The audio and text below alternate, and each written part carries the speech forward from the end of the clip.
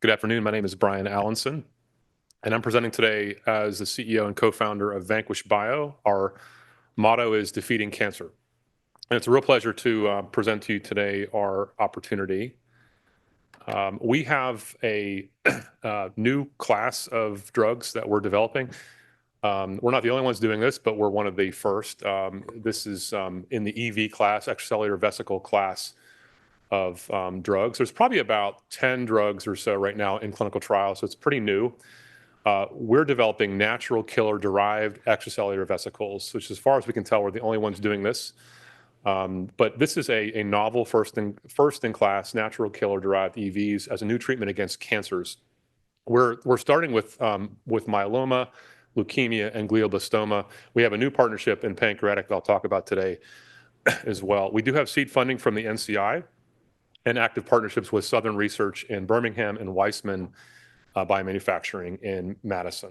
So what are the benefits of NKEVs? Well, they're effective. As you can see from this profile here, we have done a number of tests in different types of cancers that have shown that NKEVs do eliminate cancer for at least the time period that we're studying. We don't see any remission, which makes us ideally suited for relapsed cancers. What we're seeing also is that it's also appears to be non-toxic, which is fairly consistent with other EV therapies that we're aware of. We are going to be looking to work alongside of institutions that may be looking at CAR T therapy. We believe we provide better outcomes because of the low capital and the low operational burden relative to say cellular therapy, making us highly accessible and affordable to most patients, which is good for PDUFA considerations. Also, we do anticipate reduced drug amounts in the body relative to CAR T therapy. Easy to ship and store. You can just lyophilize these things, put them into bottles, and then infuse them into patients. So it also helps for longer shelf life. What's the mechanism? Basically, as I was saying, EVs are a smaller size of a larger cell. They have a lipid layer with the components of the NK cells within them. There is from what we can tell, there's a dual mechanism which both attacks the tumor directly, and it also activates the patient's own immune system, which does provide protection beyond the initial treatment. And as far as the product goes, we're looking at a formulated product that would be able to be delivered at any ambulatory infusion center across the U.S. Does not have to be an approved CAR T center, which would be in a formulated drip infused into the patient. We have a strong team, including myself and my background, which is I won't read up everything about me there, but also I'm joined by Dr. Jackie Kornblith, who is my co-founder and chair of our SAB, along with Mr. Gary Vinson, who runs our operations.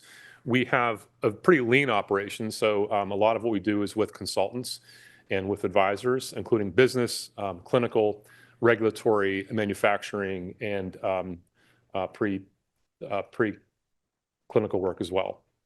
We have a relatively new partnership with Orlando Health that I'll talk a little bit about today. This was a bit of an opportunistic thing that came our way.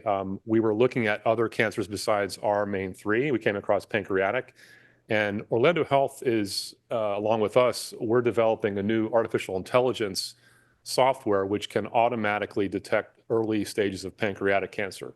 Well, wouldn't that be a nice thing to pair with our drug? So this is an interesting drug diagnostic companion. And we've recently put in a $500,000 proposal to NIBIB, which is in process. We should hear in a few weeks what the result is. But very good team here. These guys over here at OH do a ton of these procedures, and they've really helped to sort of develop this along with our European counterpart, Medical Softwares. So our pipeline, therefore, is really our primary three products: myeloma, leukemia, glioblastoma. Myeloma is the farthest along so far as a result of our NCI study, and an emerging partnership with Orlando Health in the pancreatic cancer area. This is a big market. Again, the NKEV group is probably over 100 billion, I suppose, not only these three, which are looks like 26, 10, and 2 billion respectively. I need to get up my reading glasses. Also a pretty large market, we believe, in the pancreatic space as well. I won't go through all these numbers, but we are focusing on relapse refractory for myeloma and leukemia only because there's already a lot of first and second order drugs. So we would be a third, fourth order drug versus glioblastoma. There is no really good treatment today. So we think we would be a first therapy option, and then pancreatic, really the same thing. We are looking at a $3 million seed round. We have completed already a $925,000 round from the NCI and an additional $525,000 from private and confidential investors. We have $3 million in process with the NCI and NIBIB. We're seeking an additional $3 million for primarily good manufacturing, regulatory FDA compliance, and initiating revenue-generating partnerships. In the future, I think once we've completed our current seed round and we're ready to go after phase 1 studies, we are looking at a roughly $10 million after that for those phase 1 trials. And with that, thank you very much. My name is Bryan Allinson. Looking forward to taking your questions today.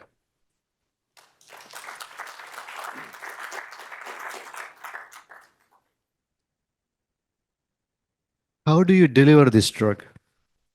Yeah, so right now in our preclinical studies, we're doing it with mice, and it's injected. We do think when we get to the human case, it'll be infused. So it'll be a formulated drip. So injection into bloodstream or intramuscular? Huh? Bloodstream. Bloodstream. Yeah. Yep. Could you please share tell the information about how you produce the extracellular vehicle and what kind of scale you can do? Yeah, it's a very good question. So let me first say that I would say let me take a step back and I'll answer your question next. But we've been pleasantly surprised that the efficacy and the safety profile has been very good. And as we've talked to other EV companies, they've seen the same thing. The big issue with EVs is just what you asked. It's in isolation, production, manufacturing. It is a difficult process. We do have some of our own IP and our own trade secrets around that. But that is probably our biggest challenge is in isolation and production. Right now, it's at a large lab scale of volume, but through our partnership with Weissman Biomanufacturing, we're going to be working with them to help us figure out how to scale it up beyond that. But it's a big challenge.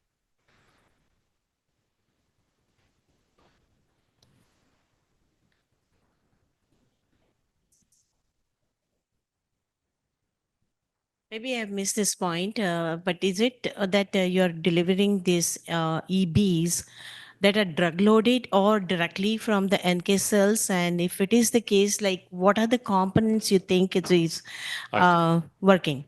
Yeah, it's a good question. And part of that is our IP, so I won't go too much into that. I'd be happy to talk offline. But what I can tell you is essentially what we do is we take natural killer cell line. We have one that we like that's been around for a very long time. It's essentially immortalized at this point.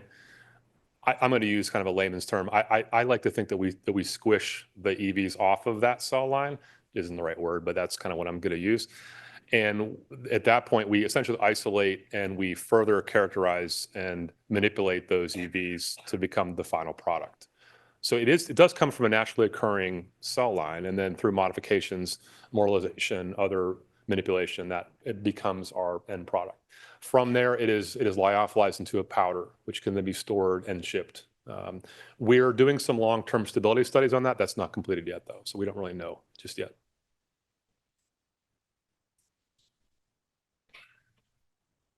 Yeah, so just really briefly on that, the cell line we like the best actually is a normal cell line. It's a normal NK cell line. It's not a tumor cell line. It's a normal cell line from a single patient that has provided obviously their approval for that. So. All right. All right. Thank you. Thank you so much.